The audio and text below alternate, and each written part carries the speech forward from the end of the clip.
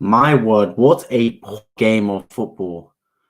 By all accounts, poor from both sides. Neither one really showing any sort of urgency or quality on the football. It was two sides that very much displayed what I thought about them, that they're just not very good right now. Neither team really showing any signs of main European football. And today's game showed that. We've had 2-0 between Liverpool and Chelsea now, and both have been poor. Poor games of football. Today's one was better. I'm going to lie, today was better than the one at Anfield. But even so, still, the game was just not good enough. Like both sides not showing any sort of quality on the football. Neither side looking like they really had anything going forward. Every time both teams attacked, I didn't think they were going to score. I really didn't. I was sitting there like hoping and praying for a goal rather than really expecting one. When I've watched a lot of other teams this season, and especially the likes of Chelsea and Liverpool, who I expect to have top attacking talent, I expect to test the goalkeeper. I expect them to be exciting games of football. But no, I just see poor matches. Again today, I'm seeing Chelsea really good passing the ball between the lines, really good getting the ball from defense to attack, but it breaks down going forward again. It's happened against Aston Villa and again today. How are you spending so much money, but you still have no attacking talent? Like, it's crazy. You can't put the ball in the back of the net. The amount of money Chelsea spend is criminal. It's honestly criminal. How they're able to spend that much money and they haven't got a striker that can score them goals. Back-to-back home Premier League games, they have not scored now. Against Aston Villa, they lost 2-0, and again today, they didn't win. You can't keep doing this at home. You have to find a way to score the goals. You're playing for your home crowd, and look, it's just not good enough from a Chelsea perspective. Not good enough one bit as far as I'm concerned. I'm going to talk about someone in Kai Havertz. Kai Havertz right here, I already spoke about this guy at length before on previous streams. This man is not good enough for Chelsea. Can we just say it as it is right now? The man's not good enough for Chelsea. He can't play for this Chelsea team. He's not a striker. He's not good enough to score. He's not good enough in link-up play. He's not it. They were crying out for some kind of pace on the pitch. Whether it was Mudryk, whether it was Raheem Sterling, Chelsea were crying out for it, man. Oh my days, it's crazy. RD12, welcome in. The quality, my words. I hope the quality bad again, man. Is it the quality? Is it the quality of the stream or the quality of the game? Because I hope it's not the quality of the stream. Because yesterday I was having problems. But the game's quality, oh my God, it was terrible. It was absolutely terrible for both sides. I was watching like a Sunday League game at times, a complete Sunday League game. Neither team really looked like they wanted to win that football match. It's crazy. They're both teams that are crying out for points. And I come to this game today thinking, this actually might be a good game. You know, I'm looking forward to it. Chelsea, Liverpool, both teams struggling. But it's a bit of a mid-off. It's a bit of El Midico. But I'm thinking either team's got this game. But my days, neither side looked like they were going to score. And you make a brilliant point. Imagine if that's Arsenal in front of goal today. We would have punished Liverpool differently because Liverpool are not at the races offensively or defensively. But they made a lot of changes. I'm not sure why. I think maybe it's Jurgen Klopp trying to stamp his authority on the team, show that macho man, he's the boss. He's not going to hack all this. Players not giving their all against Man City, etc. I have no doubt that when we go to Anfield, it'll be a much different game than this. Liverpool's away form all season has been terrible. Absolutely terrible away form. Anfield will be a much different story. Trust me, if this game was at the Emirates on Sunday between Arsenal and Liverpool, it'd be an Arsenal whitewash. I think we'd win that game by literally steamroll Liverpool. The fact is that Anfield, I think it'll be a different game, despite what's happened today. But it does fulfill me with confidence that if Liverpool do give away chances, which they seem to do, we will have the attackers to pounce. I hope at least, because we've got decent players in our ranks that can pounce on Liverpool making mistakes. Chelsea, they're toothless. They are well and toothless. Kai Havertz, toothless. João Felix, great link-up play, João Felix, but toothless in front of goal. Chelsea played a Christmas tree formation, I want to say. A 3-5-2, it seems. Basically, the only two attacking players were Kai Havertz and João Felix. Everyone else was there to defend or there to link up. They packed out the midfield with Kante, with Kovacic, and Enzo Fernandez. They really packed out that midfield to win the ball back. But going forward, they offered absolutely nothing, man. Absolutely nothing. They were creating chances. It was mostly coming from their wing-backs, in Reece James in particular. But when the ball gets near the danger area, there's no one to finish the chances. Like the games won and lost in the boxes, and Chelsea had no impetus in the box. Like defensively and offensively. When the ball went in the boxes, they're not good enough. If football's played without the penalty boxes, they'd be a brilliant football team because they are.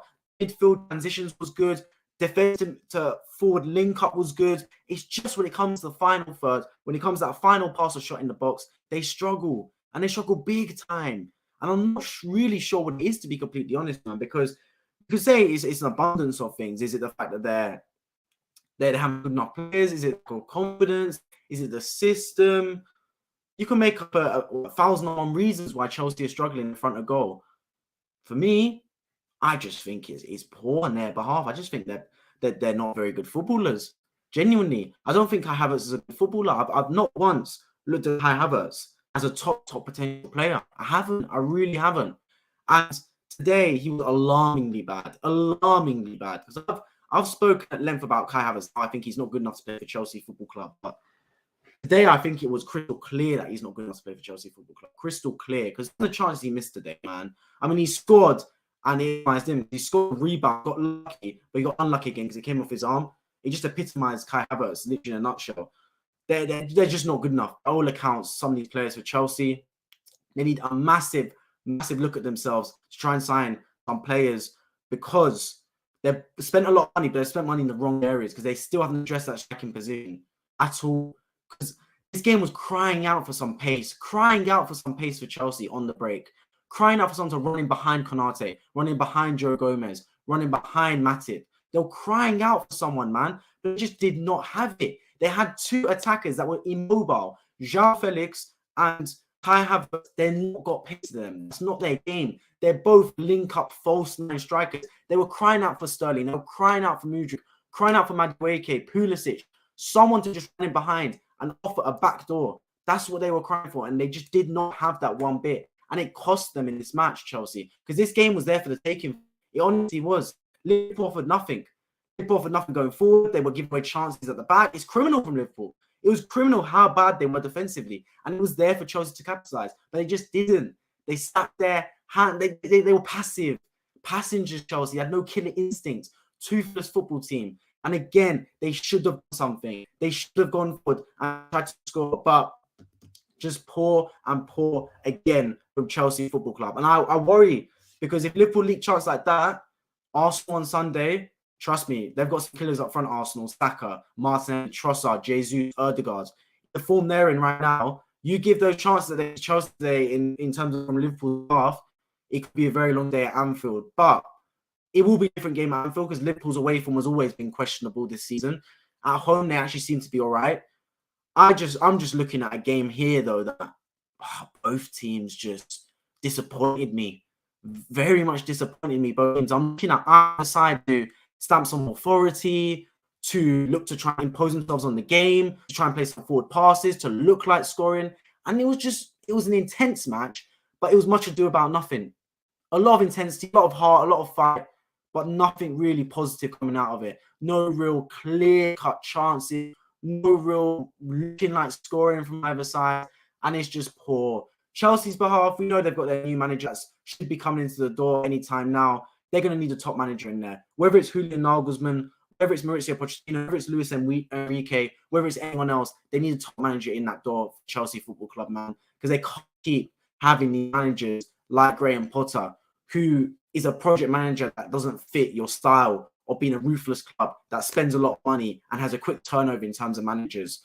So who they bring in, I'm not too sure. In terms of Premier League, it's over for Chelsea. It's over because they're not going to get relegated. I don't think they're making Champions League. Do they want to make the league? I mean, potentially, it's not a bad shout. Do they want to make Conference League? Absolutely not. They're off the pace right now, Chelsea. They're so inconsistent. They're so out of form. It's incredible. They've got a negative goal difference after 30 games played. It's criminal. It's criminal for the amount of money you spent to have a negative goal difference after 30 Premier League matches. They've got the Champions League lifeline. And Chelsea, just like Liverpool, to be fair, no matter what we say about them in the league, they are a good European side. They are. Chelsea won 2 Champions Leagues.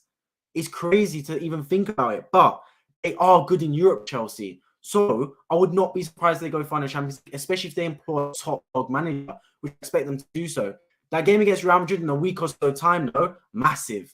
Absolutely massive, because they're going to need to get a result that game, because that's the only thing keeping the fans really connected to the club this season. Because other than that, Chelsea fans have nothing really to be happy about this season. Nothing at all. It's been a car crash season for Chelsea. But the hope of maybe getting some Champions League silverware is the only thing keeping these fans alive right now, because it has been absolutely terrible from Chelsea Football Club this season. Nothing really about them. They're not. It's not like they're hard to play against. It's crazy, man. It's absolutely crazy. Chelsea can win, Arsenal can lose all their games. You would still finish above, and there's still 9 games left. It's crazy. I saw that stat as well. Literally, Arsenal could lose every single match from now to the end of the season. Equally, Chelsea could win every match from now to the end of the season, and Chelsea would still not win the Premier League. It's absolutely crazy. It is absolutely crazy, man. That's how bad the fall is remarkable. Remarkable in a bad sense for Chelsea fans, because I don't think even the most pessimistic of Chelsea fans would have expected them to fall off this badly. It has been terrible by all accounts from Chelsea Football Club. But the Champions League lifeline still exists for them, and it still does. What they need to do going forward, Kante was really good actually. Big up N'Golo Kante. He's been on the injury sideline for a while now. He came and he had some legs about him. They subbed him off the 60 minutes. I'm guessing that was tactical due to the fact that he's been out for a while. They didn't want to reoccur injury. They wanted to drip feed him back into the side. But today he was really good. Really good in there. I thought Enzo Fernandez had a really good performance next to him. Them two, I think, should be Chelsea's midfield going forward, to be completely honest. It should be Kante and it should be Enzo Fernandez next door. But they need more attacking talent on the pitch. It was too defensive from Chelsea. They still managed chances, despite the fact they played such a defensive formation, a defensive team. But they need more talent and they need more pace in that starting 11. That was awful. Yeah, I mean, it was a dreadful match, man. By all accounts, I thought it was better than the game at Anfield, to be fair. But even so, 2 0-0s back-to-back. It just goes to show where both these sides are at. Both these sides just lack quality. Like, by all accounts, they just lack a lot of quality. And we saw it today. Their fans have not been treated once this season completely. They've not been treated good football. Liverpool is even worse than Chelsea, though, because Liverpool have shown in a couple games this season, 2, 3, 4 games, really good performances. Like, really good. The game against Man City at home, the game against Manchester United at home, at Bournemouth at home. But equally, they're putting dreadful performances this season. It's crazy. They're the high team on planet Earth. Like, you'll see brilliance from Liverpool. And then for the next 3 weeks, you'll see a terrible side that looks uninterested, lack of quality, lack of interest. It's crazy, man. It's crazy. But I think for Chelsea, the alarming thing is the lack of quality. Complete lack of quality from their behalf, because they didn't do any of that goal, to be honest. Honestly, no matter how many times they went forward, no matter how many times they pressed, they didn't really look like they were going to get anywhere near scoring today. And that's a really alarming thought, to be fair, if you're a Chelsea fan. I hope Leeds doesn't play like that against Palace on Sunday. Well, I mean, Leeds and Javi Gracia, they've all been a bit hit and miss, man, because I think against Arsenal, they were good in the 25, 30 minutes, and they kind of fell off after that, Leeds. I think Palace will have a good chance against Leeds, to be completely honest. I think Palace will have a really good chance. Leeds are one of the teams I've tipped to go down. I think it's going to be Southampton, Bournemouth, and Leeds, or potentially Nottingham Forest. Those would be my 4 teams that are circling around that I think would be favourites to get relegated, if I'm completely honest. I've given it a lead right now, but that could change just because I'm not a massive fan of Javi Gracia. I don't think he's as good a manager as the others around him, but I'm not too sure right now. I think it's a big game. I think if Palace win that game, I think they're pretty much going to be safe from now on. I know it was a little bit of a scare for Palace, could get relegated, but they built enough points in the first of the season, and I think if they do get the win against Leeds United, they'll be right. They'll be home, host, and dry, in my opinion. I almost fell asleep when I was watching Chelsea. Yeah, but the thing is, right, with Chelsea, they were exciting in the middle of the park. They were really good down at the middle portion of the pitch. The middle third, Chelsea are good. Bringing the ball from defense to attack, they're good. As soon as they hit the penalty box, they struggle. They struggle in the penalty box. They can't finish. They really can't. Because João Felix have some really good link-up play. Really good link-up around the box. Dummies, flicking it around the corner. Reece James was getting the ball in dangerous areas. He was good carrying the football. Enzo Fernandez, Kante carrying the football. It's just get in and around the box. They struggle. I can't have his confidence. I can't have his quality. I can't have his a bit of both. But they just can't finish their dinner, Chelsea. Kai Havertz, again today, poor. Very poor from Kai Havertz, man. Unbelievably poor from him. I've said it before, though. Those who that tuned to streams before, I've talked about Kai Havertz, and this brother is not good enough for Chelsea Football Club. He is a failed transfer. How and why Chelsea play such a defensive formation, yet play two attackers that have no pace to them is beyond me. This game was crying out for Mudryk, Sterling, Pulisic, Madueke even. It was crying out for some pace and outball in behind to stretch that Chelsea defense. I mean, that Liverpool defense. It was crying out for it.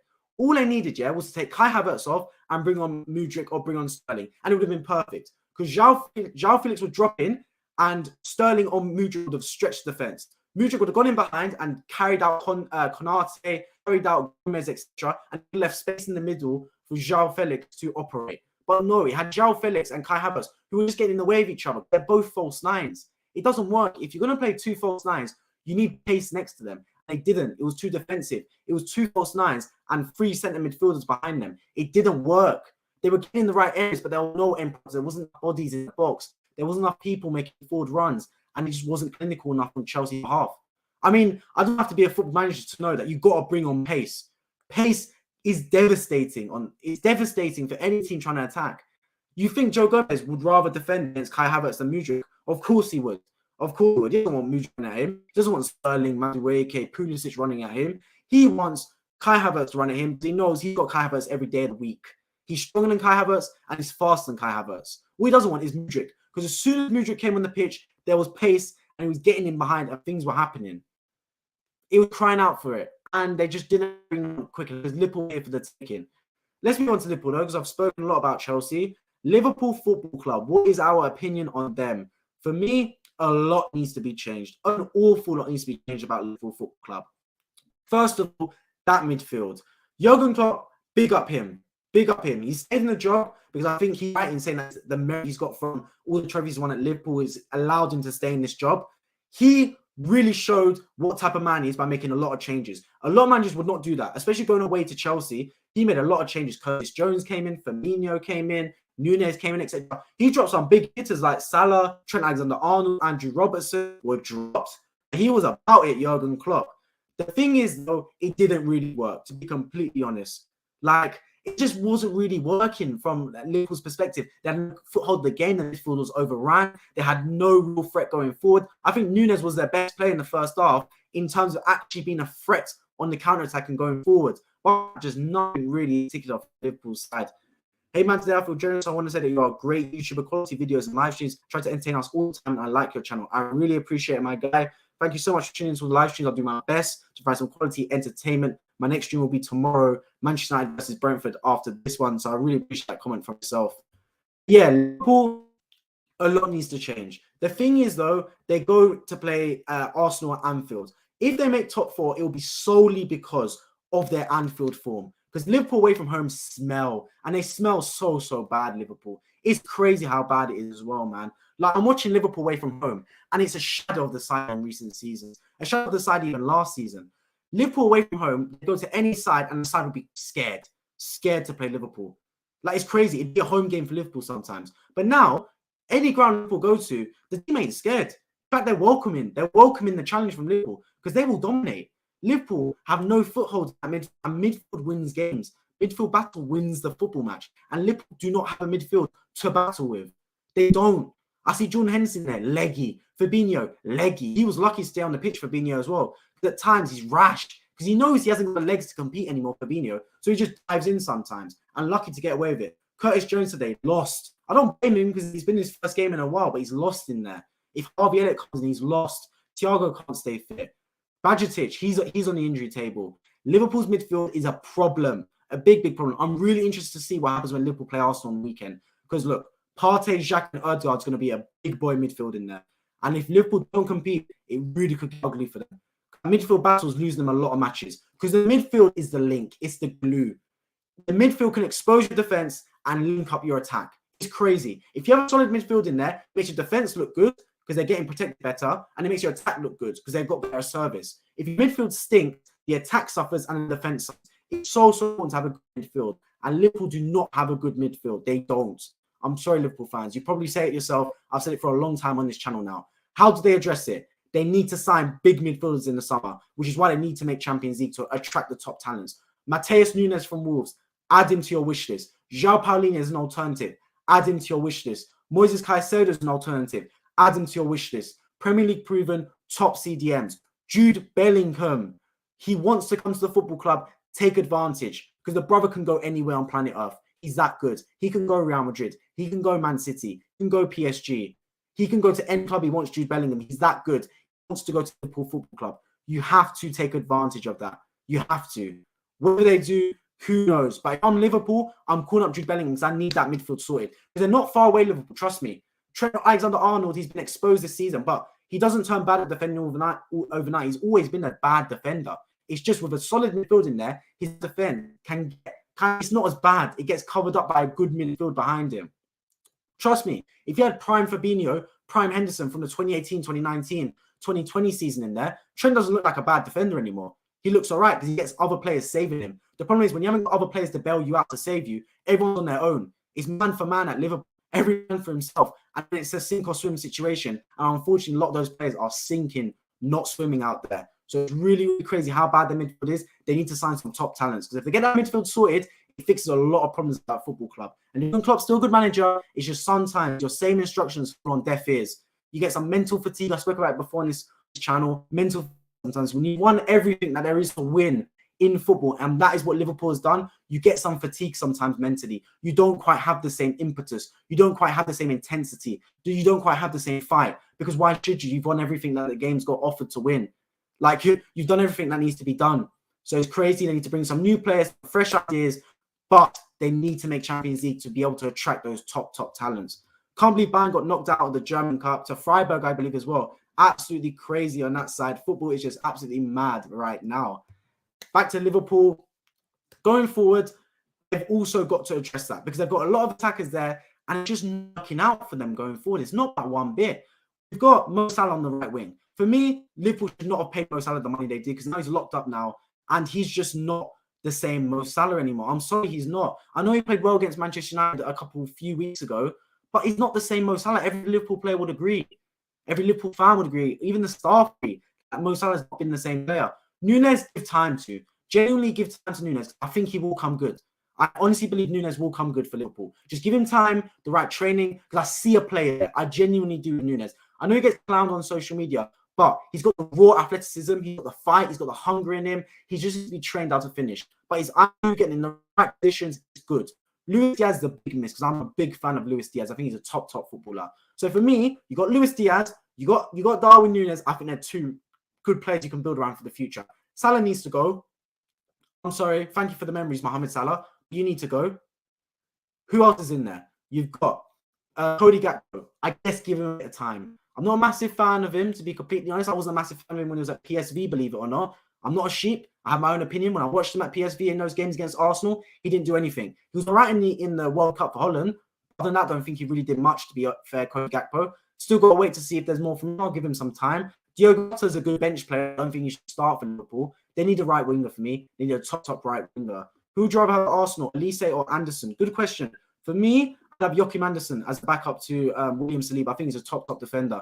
I really do. Elise is all right as a right winger. I think he's actually got a lot of potential coming up. But the thing is with Elise, I don't think he fits Arteta's style because he's not much of a touchline winger. He more likes to drift inside a bit like Emile Smith-Rowe for me. But a really good question there. I think in terms of quality, Elise is better. But I think for Arsenal fit, I'd like Anderson because I think he's a really good centre-back, especially his long diagonals. Really good at that. Then let's go for the rest of Liverpool's teams. I've addressed the attack. I've addressed the midfield. Goalkeeper Alisson, your best player. You are so lucky to have Alisson, man. So lucky. You keep that as long as you can because he's a top goalkeeper. Let's move on to the defence. Trent AlexanderArnold, keep. I'm not saying to sell Trent AlexanderArnold. He just needs competition because Milner is not competition. If there's any fans in this chat, they would know that Milner is not competition to Trent AlexanderArnold. They need a proper right back to give Trent some proper competition. If he ever loves defense, who knows? We're not asking Trent to be a top right back in defensively in that aspect. We know he's really good going forward. You just don't want him to be a liability defensively. Like that's all you want from Trent. You're never going to want him to be the best player defensively because that's not going to happen. It's not. And if it does happen, it means he'll lose his attacking impetus. You just want him to be a liability. Whether that ever happens, who knows? They've probably been training him for years now. It's never really seemed to be coming. He needs competition to maybe give him some a warning that your place is up for grabs. Because right now, he knows that even if Milner comes in, he'll come in for a game because Milner isn't reliable enough at right back. They move to the centre backs. Virgil van Dijk lost on pace. He's lost the gear. He's lost a bit of everything since his ACL injury, to be completely honest. Can he get back to his form? Of course. Virgil van Dijk, man, he's still a top centre back. No matter what people are saying, he still is a good centre back. Konate, I think, is a decent centre back as well. I think Andrew Robertson is still a good left back. The defence is okay. I genuinely think it is. I just think they need more young players, especially in the fullback positions, to compete. Because Trent and Andrew Robertson have been around the block for 4 or 5 seasons now. They're going to eventually have some mental fatigue, some physical fatigue. You can't be at the top of your game for 4 or 5 seasons. That's really hard to do, especially the level we've been accustomed to seeing from those 2 fullbacks. But can they bring competition to them? I'm not saying to replace, but just some competition. Because Tsimikas, for me, hasn't been enough competition for Robertson. I know he played against Tsimikas, but I don't see Tsimikas anywhere near the level Robertson is at, anywhere near the level of that. So, is he adequate competition? I don't believe so. I really don't. But for me, I think the defence ain't too bad for Liverpool. If anything, I think defence and goal, you don't really need to change much at Liverpool. I know they were poor today, but it was more the midfield they're going to overrun. It's the midfield and attack that needs that change. And needs that change big time for Liverpool Football Club. And if it does change, trust me, I think they're going in the right direction, Liverpool. I genuinely think they can turn it around. Because I know even that season after they won the league, they were poor, but they made Champions League. And then the season after, to challenge again. It could be one of those blip seasons. They just need to make Champions League on Liverpool's behalf. João Felix knows how to make something out of nothing sometimes. He was really good today, João Felix. Pick up himself for that, João Felix. Because some of his incisive play was really, really good. My worry is him next to Havertz just doesn't work for me. It doesn't. They're 2 false lines of pace. Bring João Felix in the team and have Mudryk one side of him, and Mudryk needs to be a touchline winger. Not an inside player. He either plays down the middle, Mudryk, or he plays on the wing, like touchline, chalking his boots. Don't play in that middle position. He's not a striker. He's not a winger. He's just like down that like half space. That's not Mudryk's game. His game is to be a touchline winger. So you play João Felix with Mudryk as a touchline winger one side, and either Sterling or I guess Madueke is a touchline winger the other side. Because Kai Havertz and João Felix together does not work. There's no pace there. Chelsea were crying out for some pace on the break. And they would have had Liverpool if they had pace, trust me. If Chelsea had pace for their game, they would have had Liverpool ropes. They would have got that ball in behind, it would have been finished. It would have been game over for Liverpool. Because they were getting behind way too easily, Chelsea. They just were not taking advantage one bit. And it was a really bad sight to see, especially for the Chelsea fans that sat in that stadium, because they've not been treated to any goals. Any goals whatsoever from their side. It's crazy, man. Crazy how bad the quality of finishing has been on Chelsea's behalf. Because I'm sitting there watching expensive footballers. Like, these aren't academy players that you give time to. These are expensive footballers that have been around the block for a while at Chelsea. Kai Havertz has cost a lot of money from Bayer Leverkusen. He's been around a while, and he just can't finish whatsoever, man. It's crazy. I'm going to an appointment tomorrow, so I won't be able to be here tomorrow for United versus Brentford. No problem whatsoever, man. I always appreciate you tuning into any live stream. Good luck at your appointment tomorrow. I hope it all goes well for yourself. But yeah, other than that, let's move on to the top 4 race as a whole. Who do I think is making it? My opinion does not change. It is Arsenal, Man City, Manchester United, and Newcastle. Liverpool will not make top 4, in my opinion. That doesn't discount the fact that I think they will win some games from now to the end of the season. Just Liverpool have not been inconsistent enough. None of those games left. Now, I know they can turn it around, Liverpool, but it's very hard to turn it on like a switch like that. It's very hard to do that in football. If Liverpool were going to make a run, they would have made it by now, in my opinion. If they were going to make a run, they'd have run the minute they knocked out the Champions League. But they didn't. They faltered the Bournemouth away. They faltered here again. They faltered at Man City away. If Liverpool are going to make a run, it has been long overdue, to be completely honest. They could turn that all around and win 4-0 against Arsenal on the weekend. And I would not be surprised. That's Liverpool in a nutshell. They've got the quality there. They've won games by the most margin this season. Beating United, beating Brentford, beating Bournemouth. But consistency-wise, it's not good enough from Liverpool. It's not. You can't sit there and be a top side and perform so inconsistently. It's crazy. It's criminal. It is outright criminal from Liverpool. Like, the fact that they're not able to string together consistent wins in a row is crazy sharp decline from where they were in seasons gone by. Because I've seen Liverpool in seasons gone by, and they've been extraordinary. I'm like, what am I watching here? I've seen Liverpool Man City with titanic clashes, going bar for bar, blow for blow, winning games 13, 14, 15 games in a row. I'm sitting there like, are these teams ever going to lose? And now I'm seeing Liverpool this season, and I'm like, are they ever going to win? It's crazy. It's crazy the drop-off that it's been between the two sides, man. Liverpool, they got a lot to change. Mid-off, it was a big mid-off. Appreciate you joining the stream, bro. big need off between Chelsea and Liverpool, man. I think Chelsea actually had more of an impetus on the game, to be fair, and they were trying. I think Liverpool just sat back really and didn't provide any attacking. But Chelsea, once again, their criminality was non-existent, toothless in front of goal, and it's a bad look. And the thing is, if you're any team right now, you're not worried going to play Chelsea by any stretch of imagination, because you know, even if you want to give them chances, they're not going to do anything. They're not. You give Chelsea chances, they're not going to score against you because they're just not that good enough, Chelsea. Like, they're not in front of goal. I'm waiting for it to click because, like I said before, between the boxes, they're really good, Chelsea. Between the penalty boxes, they're slick. The football's good. They're winning possession back. They're moving it forward. They're running well. They're passing well. But as soon as the ball gets anywhere near the penalty box, they struggle. They get nosebleeds. They rush of blood, and they can't finish. Kai Havertz today, that was some Sunday league finishing at times. It really was. There was one chance he got on his left foot. Fair enough, it wasn't the easiest chance in the world, but he scuffed that so far wide. It went past the penalty box. It was crazy. It was closer to the corner flag than it was to the goal. It was really crazy at times, the finishing from Chelsea. And Kai Havertz epitomized that. They were crying on the break. Liverpool defeated mentality now. They will take a draw against any of the top 10 teams in the league. Crazy decline. It's crazy. It's exactly the case from Liverpool, man. See where they were in seasons gone by to see it now is crazy. Next week against Arsenal will be a different game, though. A much different game. Because at Anfield, they've got something to fight for. And they've got the fan base behind them. I see Liverpool making a turn on Anfield. But if they give up the chances they've been giving up today to Arsenal, boy, Gabriel Jesus, Bukayo Saka will be licking their fingers, anticipating any sort of Liverpool lapse in concentration. And that midfield for Arsenal is ready to eat that Liverpool midfield. It's ready to eat it.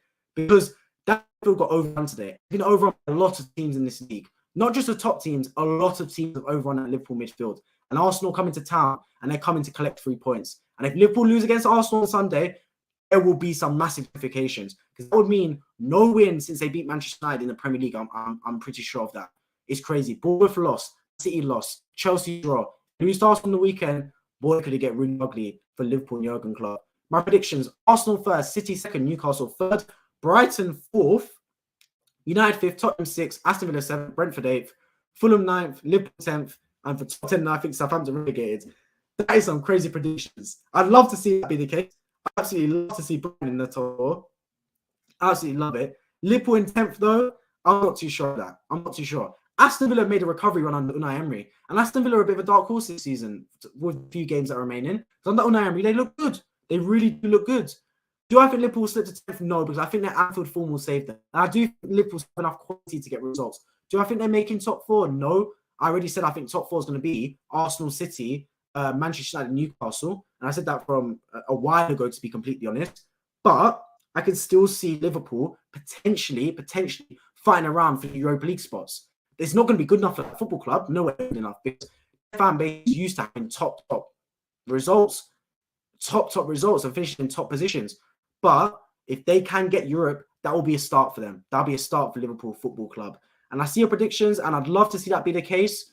Brighton, I'd love to see them get top 4. It'd be just an amazing story to see them there. I'm not necessarily confident of it being the case, unfortunately, though. I think we've got more of a chance of maybe Newcastle getting ahead really third, potentially. I still give United, just for the points they've accumulated so far, the edge. Because United actually got a good run of fixtures coming up for them. Quite friendly run of fixtures, United as well. So I do tip United to finish first. Bournemouth and Leicester relegated, and Leeds at West Ham and Everton to stay up.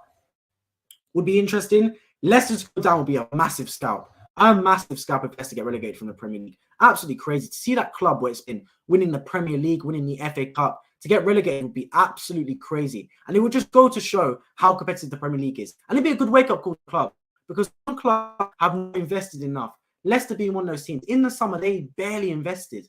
I don't think they signed an outfield player. They literally only signed a keeper, and that's because Schmeichel left. It was crazy. So I think if Leicester do get relegated, it'll be a massive wake-up call to certain clubs like West Ham, like Everton, etc. That no position is safe. No position is safe in the Premier League, because trust me, these promoted teams not coming up, go back down again. Some of them. Tottenham Forest came up and they spent a lot of money. Forest could still get relegated, fair enough, but these teams are spending a lot of money and they're signing some top talents as well. Fulham came up from division and they signed Willian. They signed Bernleno. They signed some top players, João Paulinho.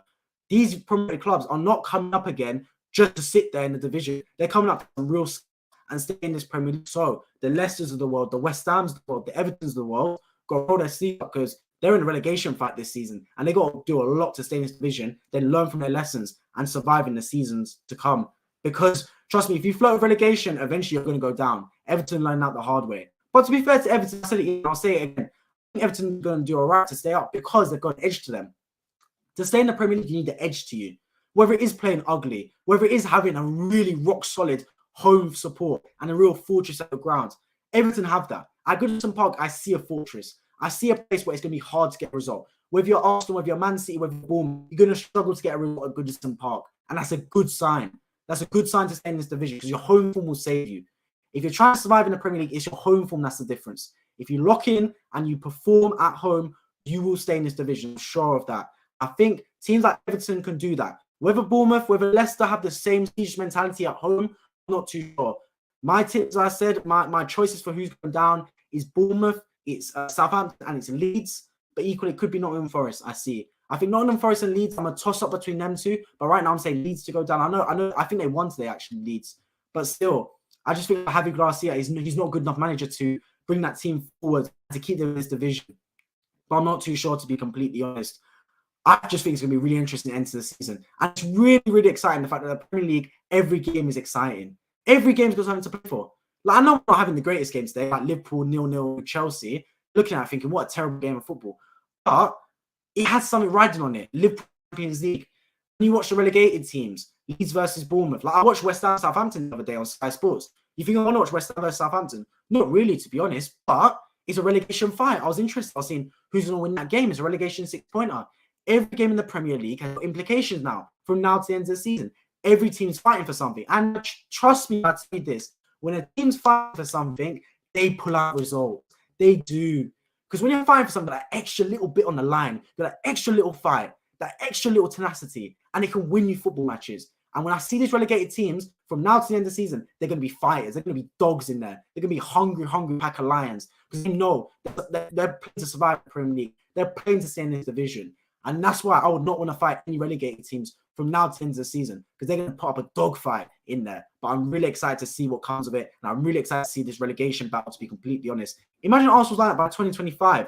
Wood-Prowse at centre mid, Isak at striker, Martin for left wing, Osman at right wing, then is Casemiro, and defence is Anderson, Saliba, Tomiyasu, and Dan Burn. What a crazy team that would be. Absolutely crazy team.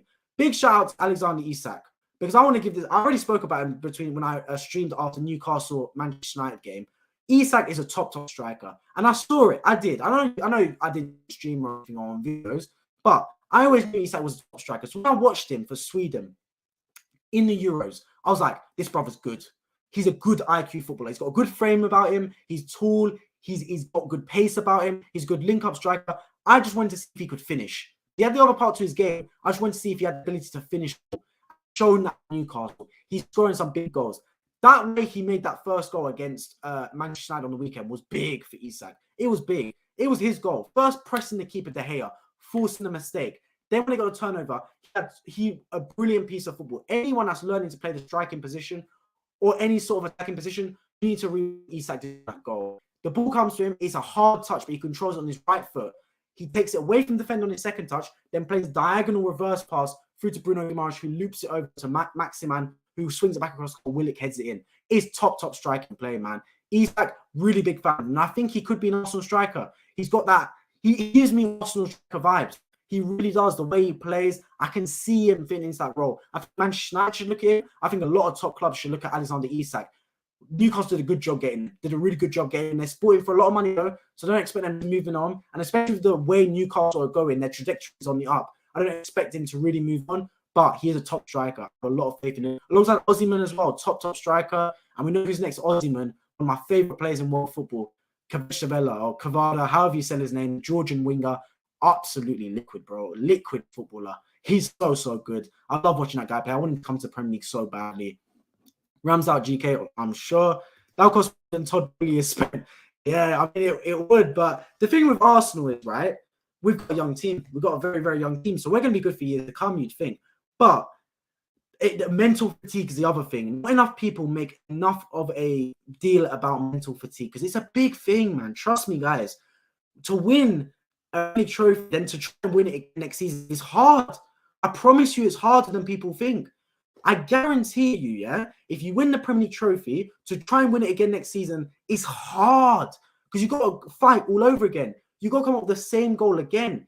You've done it, but you've got to do it all over again. That's why these managers that win Premier Leagues in second seasons, like Pep Guardiola, I have the utmost respect for them, the utmost respect, because the way you're able to galvanize that team season after season is very hard, man. And I think, unfortunately for Liverpool, they're feeling the repercussions of this because they've got to a stage now where they've won everything that the game's got to offer. They've won the Premier League, they've won the FA Cup, the Carabao Cup, the Champions League, the Club Cup, the Community Shield, if you want to go that far.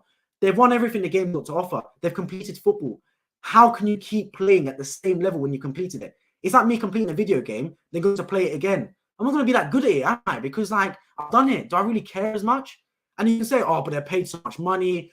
They love to play football. Yeah, but football's the margins, the fine percentages, the little things that give you your advantage. And when you've done it all before, who's going to be more hungry? A team that's won the Premier League 4 times or a team that hasn't won the Premier League in 19 years? I mean, I think I know my answer. Who's going to want the Premier League more? Man City, who've won it 4 of the last 5 seasons and basically won it for fun, or Arsenal, who won the Premier League in 19 years and want to prove themselves big. Which fan base wants it more? Which staff want it more? It's Arsenal.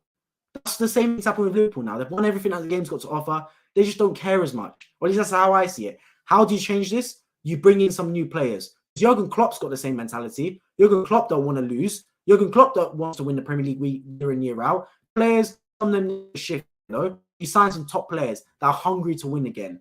You bring in some young talent, someone to galvanize the squad again. Liverpool made the mistake. They tried to sign Gakpo in January, but didn't have the same effect that Luis Diaz had. Last season, when Liverpool signed Luis Diaz in January, it galvanized their team. They went on a run. Because as soon as he got brought in, it was crazy. It's like a new was around Liverpool. They tried it again this season with Gakpo. It didn't quite work because Gakpo didn't have the same flair, the same confidence, the same quality that Luis Diaz had. But in the summer, Liverpool needs to make signs. They need to bring in a top player. I don't care how much it costs. Bring in a top player, whether it's Bellingham or Declan Rice. Who knows? Just bring in a top player to Liverpool, galvanize that squad, galvanize the fan base, and give them some confidence going forward. Because Liverpool can revert back to the old days. And when I say the old days, I don't mean the old days when they were really good. I mean the old days around like the end of the 2010s when they weren't very good, when they were struggling, they were finishing below Everton. You can go back to those stages, the early years on the Jurgen Klopp where you weren't making Champions League. But you can equally go back to the top if you make Champions League / reinvest properly in the summer. And I give a caveat to that because making Champions League would be a big part of Liverpool being able to reinvest so much in the summer.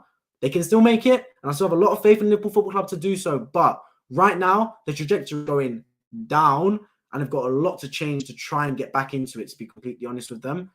But like I said, you're never as far as you think you are in football. It's never as bad as it looks. You still got a long way to go, but you bring some top talents. You bring in a top centre midfielder, you bring in a top CDM, and all of a sudden, we might see Liverpool back again. Because trust me, I'll tell you this, watching this, did you expect Arsenal to be this good this season? Did you expect Arsenal to be this good this season? No one did. Absolutely no one.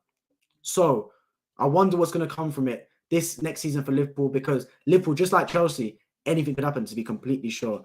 Can you become a member or mod on this channel? If you can be a member, then I'll probably join. Mod is a thing you can do. I'm just not sure how to do it right now. Member, I think, will be a thing once they become monetized, and then I'll turn on members for sure. I'm about 70% way through the watch hours. I've got subscribers already. I'm about 70% way through the watch hours. But yeah, once you get monetized, and you can become members on this channel, I'm pretty sure of that. But yeah, I appreciate that. I appreciate always tuning to the live stream as well. I'm hoping I'm entertaining you all with my football talk, and I love hearing everyone's talk in the chat as well as what their opinions are. But yeah, Liverpool never as far as they think, and Liverpool, just like Chelsea, I've got faith in them going forward. Who do I think will finish higher next season? For me, I think Liverpool will finish higher just because I think they've got a more established team about them. But in 3, 4, 5 seasons' time, I tip Chelsea to win the Premier League. By 2026, Chelsea will win the Premier League, I believe. It's a big call. It's a big call. And feel free to disagree, but I think the backing they've got behind them, the financial side, the fan base that's growing there, the ruthless nature about them, Chelsea will win the Premier League by 2026, I think. I genuinely think. They just need to find that right manager that clicks. Because they got the funding, they got the players there. These are top quality players, some of them. Enzo Fernandez, it costs a lot of money. And they just have the right manager to galvanize those players, get all the egos aligned on the same path, pushing in the same direction. And Chelsea can win this Premier League. I honestly believe that by 2026. So next season, I think Liverpool to do better than Chelsea. But I think in the long run, I think Chelsea got far better than Liverpool because I think Chelsea got more about them in terms of financial backing. They got more longevity. I think Liverpool right now, they're hanging by a thread a little bit. They're really hanging by a thread from history. Because let's be honest, Liverpool didn't invest a lot to get to their position. They didn't. That's why I have a lot of respect for Liverpool because unlike Man City, unlike Chelsea, unlike what I expect Newcastle to be doing in the future, they didn't spend a lot of money. And the money they did spend was money they got from selling players, from selling Coutinho, from selling Suarez, etc. That's where they spent their money, Liverpool. They didn't just magic 100 million nowhere. That's a lot of respect for them. The problem is, you have to get a bit lucky. You can't exactly recruit the top players. You need to have a really good academy, sign some really good players like the Wijnaldums, like the Robertsons, who came from relegated sides. You need to do that. And do you hit goal twice? I don't know.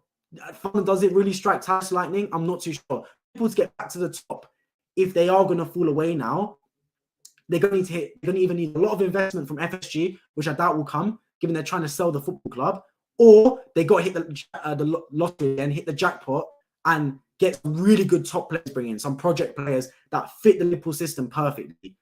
Because other than that, they're hanging from a thread. It won't be long before they fall off and other teams start to take over, like the Chelseas, who have more of a financial backing, like the Newcastle, who already are finishing higher above them right now, who've got more of a financial backing, and got more of an owner that cares. So Liverpool fans, I'd be worried if I was you. I'd be very worried. But while you're still here, it can be salvaged. While you still got the remains of a top squad, it can be salvaged. You need a midfield. You need a midfield badly. But I'm telling you this, if it doesn't get addressed, Liverpool will continue to get worse. Because you're not having the financial backing that other clubs have. And if you spend less money and you're not recruiting as well, because Liverpool's recruitment recently has been poor. Generally under Klopp, it's been really good. Really, really good. But recently it's been poor under Klopp. They're going to fall away. And if you fall away, peak times for Liverpool. Because it's only going to get worse, I think. Genuinely. They got a lot to fix. But if I'm a Liverpool fan, although I'm worried that's the potential, you got to remain confident that at least you're still in this position. You got some good footballers at that club. Just signed in midfield. You may be all right. You may be all right. Look forward to tomorrow's game. Manchester United versus Brentford. What am I feeling about that? Who knows, man? Who knows? I think Brentford will get a result at Old Trafford. I genuinely do. I genuinely do. See you, man. Welcome to the chat. 2 hours I'm not getting back. Terrible game again, man. Just like at Anfield, 2-0 back-to-back. It's just alarmingly bad what the quality is like at both sides. Chelsea need a striker. Absolutely. What I've been saying all stream. Kai Havertz cannot finish the ball. Anyone that joined the stream yesterday or even the day before, I've been saying Kai Havertz needs to be number one to get out of Chelsea. Brother cannot finish. He's not ready to be a Chelsea striker. He's playing false nine. No. João Felix is your false nine. Kai Havertz is a placeholder. He is a walking spectator. He's not adding anything good to the side. In my opinion, you would have been rather better. I don't know how he lasted 90 minutes. I have no clue. It would have been better off bringing Mudryk on or bringing Sterling on for him earlier and getting forward. And a proven striker. Yeah, potentially. I mean, Broja, of course, would have been your striker, I assume, especially now because of how bad you're playing. But he's injured for the season, it seems. So it's one of those things. With Chelsea, though, like I said, I think long term you got a better outlook than Liverpool because of the money you've got around that football club. Todd Burley will end. I genuinely think. The problem is, yeah, this is the funniest thing. The best player that Chelsea have signed that I've seen under Todd Burley has been João Felix. And ironically, he's the only player that they still need to pay money for. It was only a loan. It's crazy. The players that actually bought so far haven't been to the top of their ability. Enzo Fernandez has been all right, but nowhere near 120 million for me. The only player that's actually looked really good has been João Felix. And you still need to buy him for 60, 70 million in the summer, it seems. So it's absolutely crazy. Tony, Mitoma, someone like that, great options. Harry Kane would be a top option as well. I think Ivan Toney, brilliant signing for Chelsea. He is a top player. Mitoma, you know my thoughts on Mitoma, unbelievable left winger. I think he's really, really good. The thing is, do you want another left winger? You just sign Mudryk. You just sign Mudryk. You can sign Mitoma as well. You got a lot of players. I think Tony would be a good signing. Mitoma would be an unbelievable player, but it's a bit of kicking the teeth to Mudryk if you give him an 8-year contract and you sign him for a later. It's crazy. It's absolutely crazy. Hi, Luke, welcome to the stream. I say either Enzo or Badiashile. What's up with Badiashile though? Because his brother, he's not touching the field. I remember at Anfield, he looked really good, Badiashile for Chelsea in that game. As a centre back, looked calm, looked composed. but I haven't really seen him in the team since. I'm not sure whether he's fallen out of favour, whether he's injured. I'm not too sure, but Badiashiel's been a decent centre-back for Chelsea when he's been in there, and I think he's a young player. He's got a lot of potential in there. It'd be nice to see him, especially next to Fofana. Fofana's had these injury problems, but I have a lot of faith in Wesley Fofana. I think he'll be a top centre-back.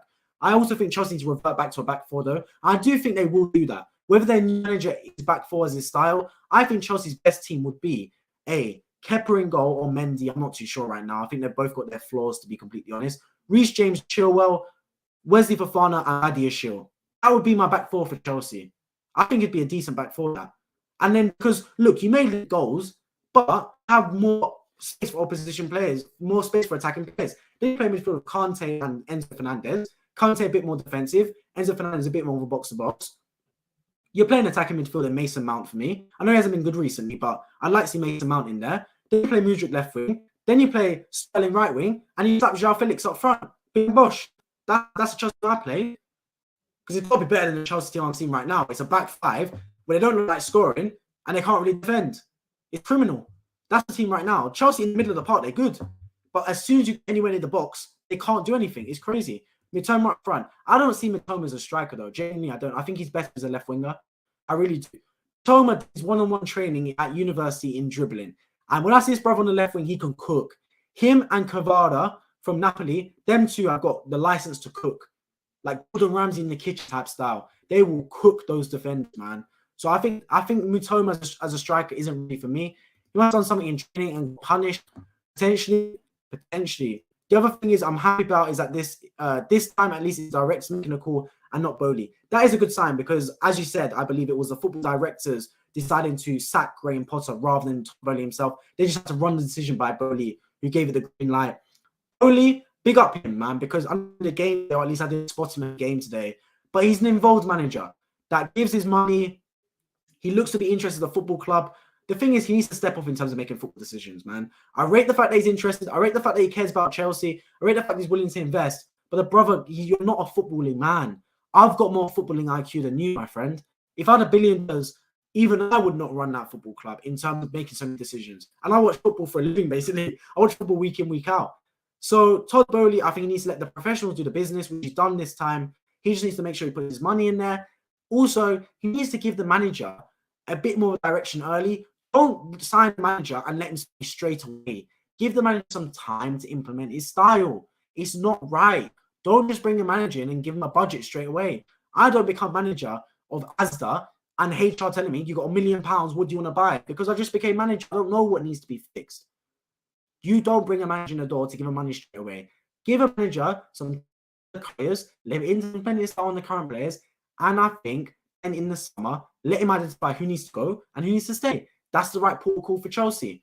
Because right now, I'm looking at a Chelsea team, and I think they've got potential. Some really good players in there. Kante's come back from injury, and Enzo Fernandez. Kante and Enzo Fernandez are the two in midfield. If you look at the two in midfield, Kante and Enzo Fernandez, that can compete. Don't tell me that can't compete with any midfield. Kante's got legs, Enzo Fernandez up and coming. It's a top midfield. It can compete. You're looking at João Felix, unbelievable for them. Mudryk, £100 million player, really good in the Champions League for Shakhtar Donetsk. I think Chelsea need to give the right manager some time in there. The right manager, because Potter wasn't the right manager. The right manager some time, and they're onto something. As I said, I think they're going to win the league by 2026, and I stand by me saying that. You can pin it, you can clip it, whatever. Chelsea will win the Premier League by 2026, in my opinion. But they need the right manager in there because the funds are available. Everything at that football club is set up for success. It is. You say what you like about Chelsea, it's set up for success. In terms of the ruthless nature, they win trophies at Chelsea. You do. You win trophies. It's a quick turnover in terms of managers. It's not a nice place to be if you want a pension and you want to stay long term. But that place gets results. It does. It's a hostile place, but it gets results. And with the money they've got behind them, with the owner that's really infatuated with the football club, with the fan base that demands success, Chelsea can get success. Whether they get it, I'm not too sure. And they're never too far away. They're not far away from the top teams whatsoever. Because if Arsenal can go from the season they've had last season to the season now with the best league, trust me, Chelsea can equally make that jump. Tottenham, Liverpool, Man United can equally make that jump this season. Going into next season. I'm convinced of it, to be completely honest. But yeah, my next stream will be tomorrow. for Manchester United versus Brentford. Can't wait for it. My prediction is going to be that it's going to be a draw, a 1-1 draw between Manchester United and Brentford. My early prediction. I appreciate everyone tuning in. If you're new around here and you love football-related content, make sure you subscribe on my road to 2,000 subscribers. Appreciate everyone checking in and leaving their comments in the live chat. I'll be mindful to see you all in my next stream, in my next video, wherever it is. Take care.